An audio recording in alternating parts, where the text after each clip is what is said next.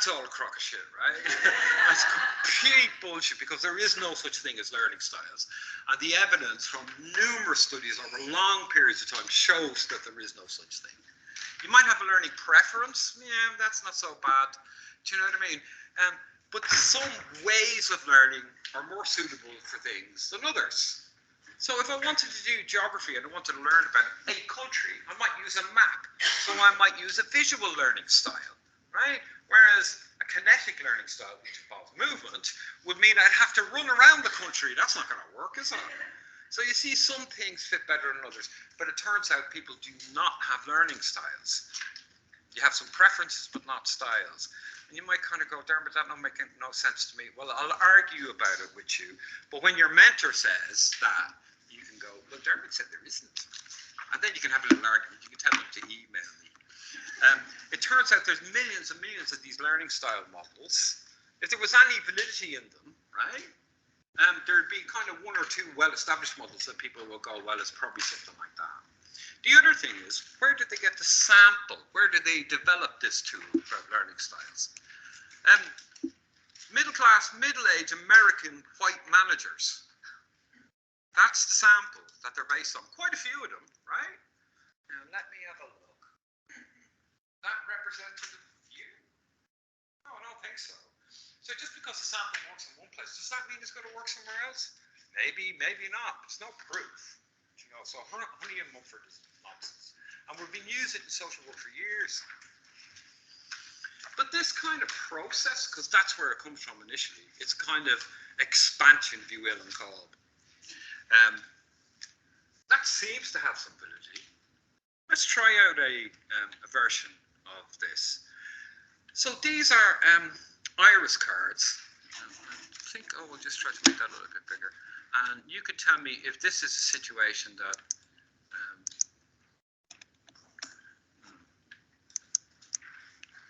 so it's a bunch of social workers. Oh, that's not working so well, is it? Let's see if I can just come on.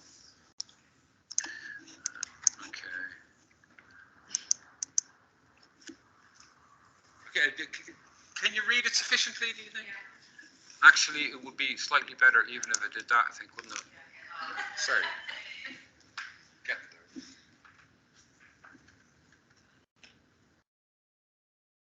We're getting all sophisticated about our things that we reflect about. But in the same way as a laptop might be a good social work object, this is also our day-to-day, isn't it? Yeah? I was trying to log on to this course.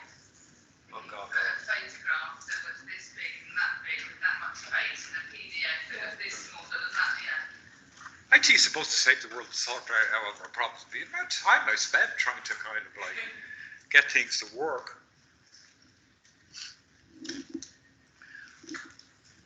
Do you find these things difficult on work though? Does it frustrate and does it take up much of your time?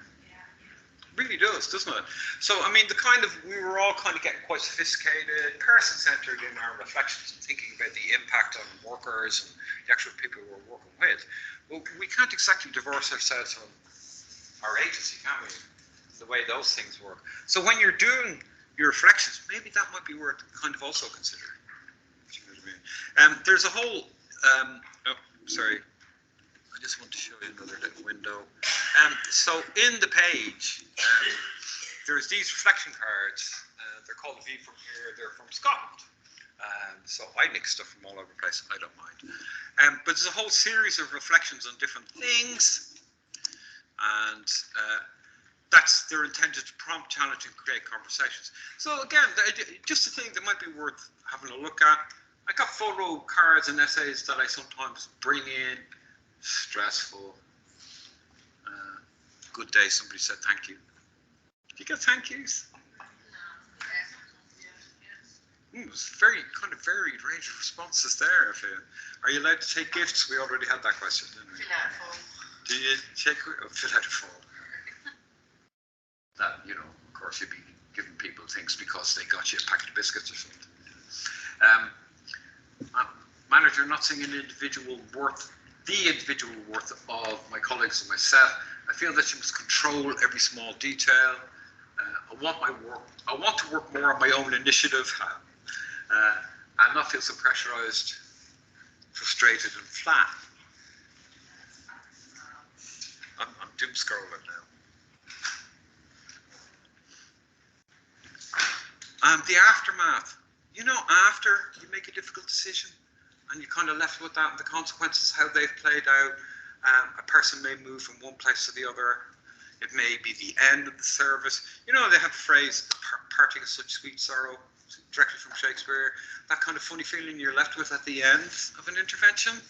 It's kind of funny, isn't it? Because it is kind of, sweet sorrow is like an almost perfect way to describe it, isn't it? You kind of feel a bit sad about it, but at the same time you have some good kind of positive feelings about it maybe. So all of these things are appropriate in terms of reflections. So I'll just go back. But you get the idea. I just put them in there because I like them. And anything that we can get, it's like, I'm sure I've said this before, sometimes in training the managers, I say to them, go out and look at a tree. And they go, ha, damn it, you know what I mean? And I'm very serious because sometimes you just have to take yourself out of the situation, put your head in a different kind of a space, kind of disrupt or break up that kind of maybe sometimes negative pattern or stuck thinking that we get into sometimes. So disrupt it by going sideways, get a different stimulus, do you know what I mean? Then come back to your problem. Sometimes that helps. If you notice that, you get stuck with a problem or something, and you keep on kind of at it, and you're irritating it and kind of agitating it and trying to, and then you just leave it alone. Suddenly you come back and you find it's kind of easier somehow, something percolated in your head. That's Gibbs. Now you will see Gibbs all over the place. Now the other thing you can use these for, of course, is in your writing, because increasingly you'll be asked for reflective writing, right? And that's just articulate reflection. That's all that is, right? But models are particularly useful for that because you can structure your essay around this. Do you know what I mean? Describe what happened. It's very CBT actually. Okay, have you noticed when you're working with people that if you ask them to describe what the issue is, sometimes you get a very short description. It's just blah, blah, blah. You get 3 sentences. And you know that's not doing it because it's much more complicated. So you need rich description, really. This is for you now when you're writing your essays. And it's okay to identify the feelings. People kind of are dismissive of feelings in professional context, I feel. Maybe I'm wrong. But the feelings are telling you something, aren't they? They're information. Do you know what I mean? They're also feelings. Do you know what I mean? But you just haven't turned them into kind of articulation yet. You just haven't said what they are. Do you know what I mean? Sometimes that's quite difficult. Are any of you working with people and you have to help them describe what their feelings are? Does anybody do that? Yeah? Do you have little feeling sheets and stuff like that? With emotions on it? I do that with adults. I do that with adult men because their feelings list usually goes gutted, pissed off, or angry. And go, that's not really, I kind of need a little bit more than this. So I actually suggest feeling words to them. Do you know what I mean? So they can expand the vocabulary a little bit. If you have a limited vocabulary of feelings, it makes it difficult to progress in life. And then once you've done that, you can start to evaluate what are those feelings, how are they connected to the description. So in your essays, that's the reflective bit. That's when I can tell you're really actually reflecting on it. Do you know what I mean? You're starting to put together a proper essay then. You'll be able to analyse. At that point, you'll probably be bringing in references from other kind of academic texts, books, journals, and stuff like that. And then you reach some form of a conclusion. And the worst thing is if you don't do these bits, you just stick in that. The thing about all of these is they are cycles. Now, I know that social work models aren't perfect, but if you don't complete the circle, it's not really reflection. You have to bring it to some sort of conclusion, even if it's only a temporary conclusion, or even if it's only a kind of tentative. Do you know what I mean? You have to try to complete the cycle, or else it don't work so well. I'm looking at the time now. I'm feeling a bit hot. You know, in the afternoon it gets like this. Is a graveyard shift is. I'm going to start falling asleep. Is it just me?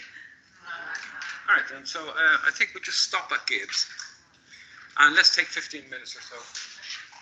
Otherwise, I was going to faint. might not faint, but I won't be giving up.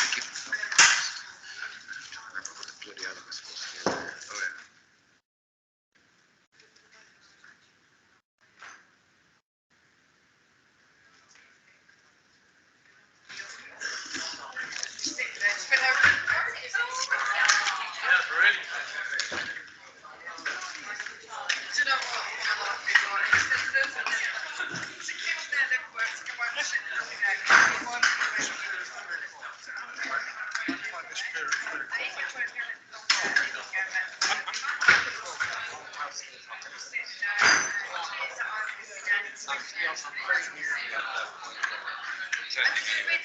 If you do go,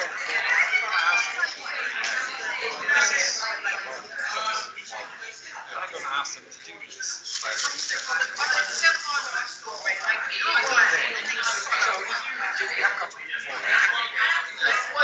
You don't have to.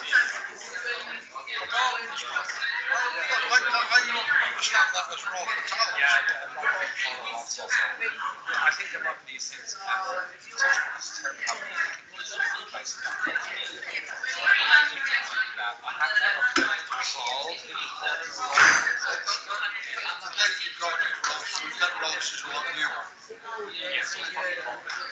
but I don't know. It is wrong at all. Very challenging of you. They may have worked together. Well, I don't think so. I think it's probably one of those things where they nicked it and didn't credit it. I feel that's what it's probably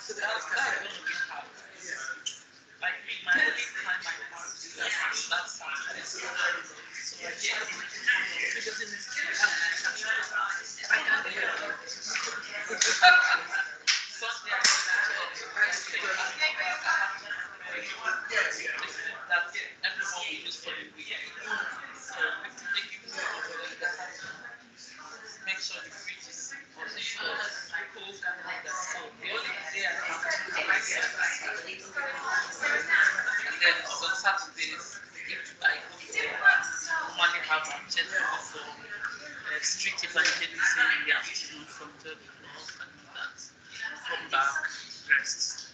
So maybe hopefully Saturday evening from that 5 to 6, that's my free time.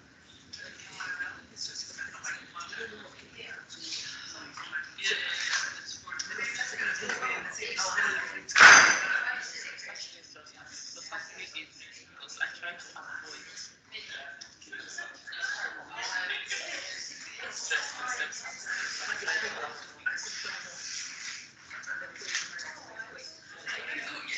that I should keep it as less busy. Maybe I was not listen to this. I have to. We do women fellowship on that day. So I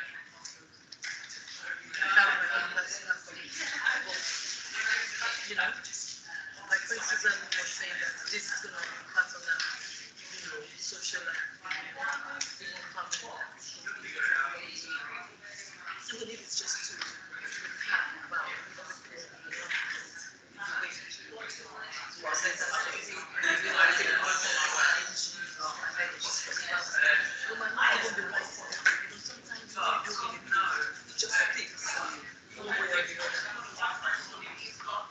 Saturday evening time is a little bit quiet for me.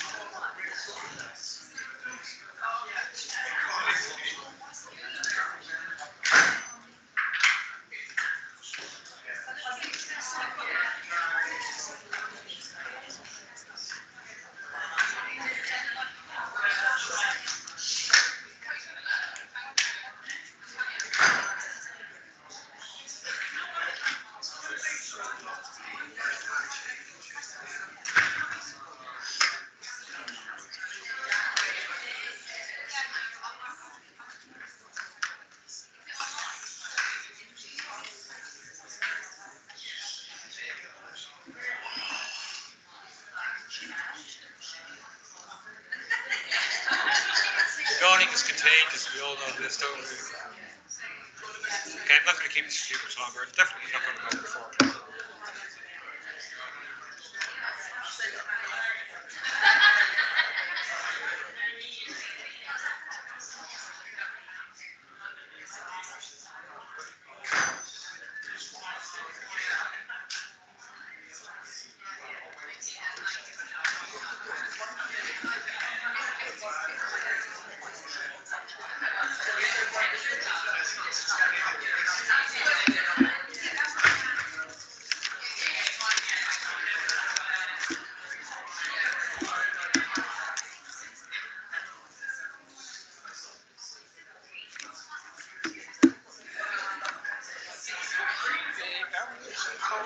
Okay, I'm going to start again because I'm kind of, what I'm feeling and thinking right at the moment is that I reckon we could be done by 3 o'clock. There isn't that much point to do. And I don't see there's any point to just keep going just because it's fun.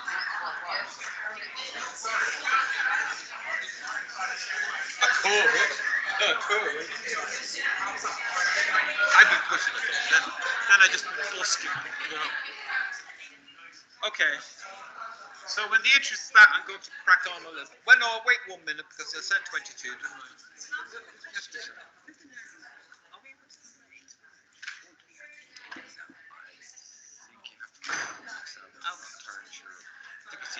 You don't like Excel. Just because in terms of like inputting like the signature and also like changing anything like I see what you're saying. it's a little bit more complicated. It's a bit messy, but I think best to stick with it. For no other reason than one, I'm not sure, and two, I think it might just cause problems. But I can't even anticipate what they are. But I just feel like, yeah.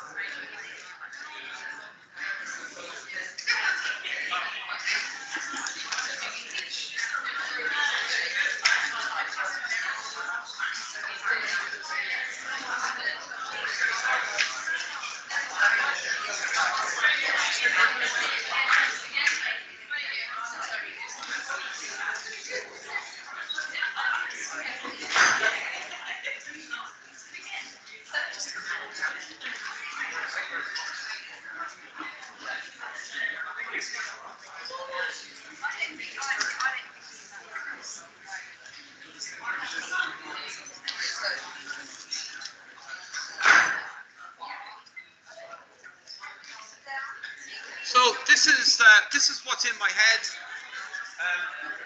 I'm not going to keep on going just until it's 4 o'clock. I'm going to stop earlier. There's a couple of little things to do, and I want you to finish off with a little exercise at the end to do your own little bit of reflection on something else.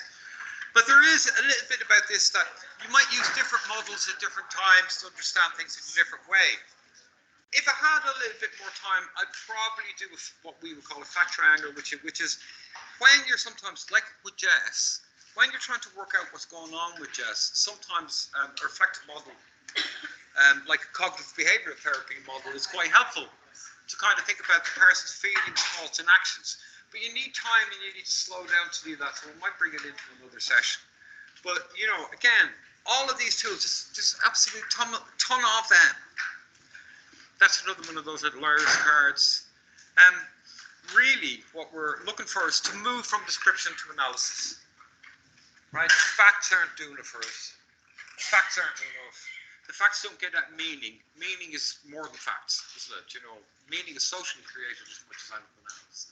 So when you were writing about these things to give a effective account, you're aiming for deeper meaning and understanding. That's what the process is about. And you'll get a lot more of this when we start talking about reflective writing. So I'm just giving a nod to that here at the moment, rather than going into it in any depth or detail. The 4S you have seen already, yet another model you do. But why do it? Why bother? Well, first of all, to enhance your own self-awareness. It's kind of a practice. Once you're in the habit of it, you just get better at it. Surprise, surprise. It's like anything else in life. It can definitely help develop creative answers to difficult problems. And as you progress on your course and in your career as a social worker, that's what faces you, isn't it? Increasingly complex problems with lots of moving parts that sometimes you find it very difficult to make sense of. Do you know what I mean? About reflection in general, all the 4S. Oh, reflection in general. Sorry, yeah, but fair point. Yeah, I mean, the 4S is all right. Like, other models are available, but it's the more overall thing. And there are critiques as well. I'm not going to do them today, but we'll do them as we go on. It's good for problem solving and evaluation, and for action planning, because that's part of the structure, you know, kind of feeds into those activities. Yeah, so it says be conscious of our potential for bias and discrimination. Well, reflection can make those things available to us or open to us, or you can come to realizations about yourself, about your own bias, because we all have biases. Do you know what I mean? In the same way as none of us are defined by one protected characteristic, are we? We're a little bit more than that, are we not? You kind of complex, multi-layered human beings with all sorts of different things going on. More votes for that, come on. You know what I mean? But, you know, we also have bits that we don't see about ourselves and about other people.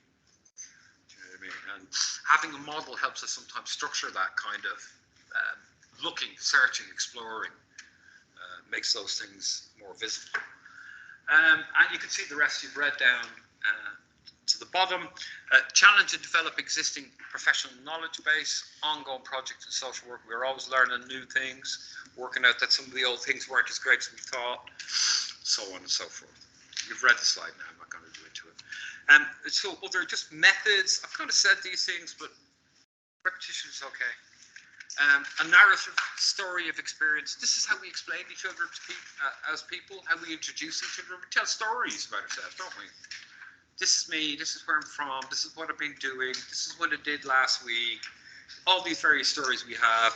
I like to say I have a 1-drink story and I got a 6-drink stories. And them stories are not the same thing. Do you know what I mean? How we kind of share. It could be reflective journal, which I've already said, very useful. Increasingly, as you go through, you'll be writing about critical incidents. So there'll be things you just kind of went, what the hey is going on here? It's like points where you're stuck. Do you know what I mean? You will definitely have them. You're already having them and have had them. Maybe you're having one right now. I don't know. But when you're actually doing the reflections on practice that you have to do, that'll come up. And again, you'll get a bit more input on that closer we get to those assignments. Free writing, just put it on the page any way it comes out. And reflective commentaries, that's kind of slightly different thing. So there are ways of doing it. It's not just all about talking. There are other ways of doing it as well. Actually, these days, when I come to thinking, we're thinking of reflections, we must not reflect. Oh, well, I can't do it that way. And don't forget the black mirror, eh? No? This changes everything, doesn't it? No? Anybody keep notes on their phone? Keep voice notes, things of that nature. So I suppose really this is kind of quite analog. Really, do you know what I mean? The world has moved on. There are different reflections, different things that impact those of you in particular who are working. Well, actually, but to hit into one of my own biases, I was going to say those of you who are working with young people will be quite conscious of this, and that's kind of thinking that old people would have nothing to do with technology. And that's a bit stupid, isn't it? Because actually, it turns out technology is hugely helpful in adult services. You can kind of do things with tech that you couldn't have done like 20 years ago. Do you know what I mean? Even our kind of methods of communication, screens, stuff like that. You know, when you can look at a screen and make a thing move. All of these kind of things. So my own bias coming out there a little bit. Where did I keep that there for? Anyway, just ignore that. That was, I suppose, it's kind of relevant, but it was like lockdown. Lockdown changed our ways of working. You know, we can online now. We still prioritize face-to-face. We think that you get interactions face-to-face that you don't get elsewhere. Do you know what I mean? And I suppose you get kind of the equivalent of a boot camp when you come in here for the first 2 weeks. And it's kind of exhausting and tiring. And some of you being right at that stage at the moment thinking, oh God. So now you can write about it. So I'm going to ask you to do this. The class will be the last thing we do. And I'll show you a little video. Now, I don't know if I'll play all of the video. Where is she going? But this is Siobhan McLean. Now, Siobhan's a really well-known, self-employed, so you got to buy the book. You can't get it in the library, but some people do. And she has been writing with her friends Prosper Teedham and Joanne Finch about students. And she's a very engaged speaker. If you ever get a chance to see her live and in person, go along. I mean, she comes along the first thing and she says, you know, the person I'm working with is not a case. She's devised an app. She has. Social theory, which happens to be on my phone. Well, there you go. I was kind of hoping to, well, I wasn't hoping, I didn't think of that, but thank you for sharing. Because she has a ton of stuff on the app about everything that we talk about in the course, and she's developed her own reflective model and book called Share. It's the Share model. So as you can see, Share is seeing, hearing, action, reading, and evaluation. The book's really engaged, it's quite simple to use. What annoys me about it is she doesn't quote her evidence and sources, but that's my problem, not hers. Do you know what I mean? But it is available and easy to use. So I'll just play a little bit of this, and then I'm going to ask you to do a little bit of your own. It's 12 minutes long. I'm not going to show 12 minutes.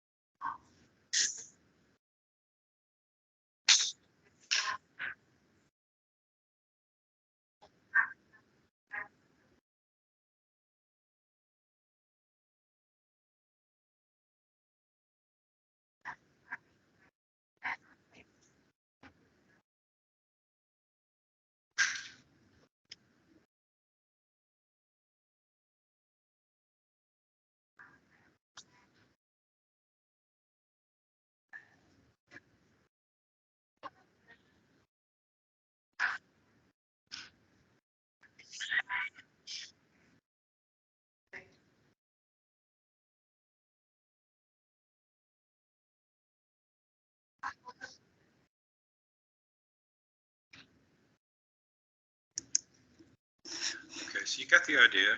She starts off with her two very well-known colleagues. Their stuff's really cool, actually. Anyway, we don't need to have that today. And they develop this model that initially is about assessments, but then is used in broader context, and particularly in education. So what I'd like you to do with that little share thing there is do your share for the first 10 days that you've been in here, roughly 10 days, however long it is, on your course. I'm not going to ask you about it, but when you finish it, you can maybe compare and contrast with other people. So just spend a few minutes, evaluate for your own benefit, right? What you've seen, heard, etc., etc., and maybe even what you might decide at the end of it. And if you feel comfortable, you could do shared and talk to the people beside you or near you. Well, actually, whoever you want, okay? It doesn't have to be beside you or near you, but you do tend to sit beside your mates as well, that kind of a thing. That seems how it works out for you. I just spent a few minutes doing that, and I am not going to ask you to feedback to me, because that wouldn't make much sense, would it? This is for you. So spend a little bit of time, use this reflective model, and then talk about it among yourselves, and then go away. I reckon that'll take about 10, 15 minutes. Take your own time. I'll hang out here for a little bit. I'll try to be quiet. But do give it a little bit of time.